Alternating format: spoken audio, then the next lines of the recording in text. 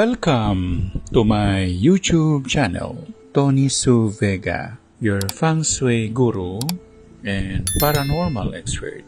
Today is Sunday, June 30, 2024, and it's the day of the ox. Best color, red, yellow. Activities related to earth. Like, for example, doing some mold. Learn how to sculpture. Learn how to make cement. Walk barefootedly in the sand.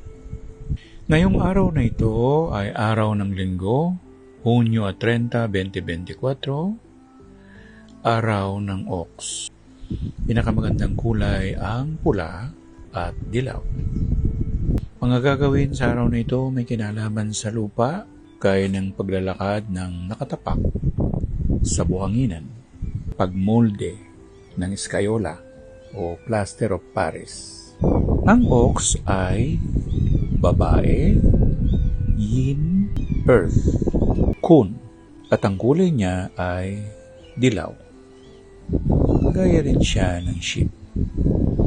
Ang kaibahan lang nila ay ang direksyon. Ang quadrant ng ox ay papuntang timog o ang influential friend nito. Ang influential friend naman ng sheep ay nasa north. Directional ng ox ay papuntang northeast. Ang sheep ay southwest.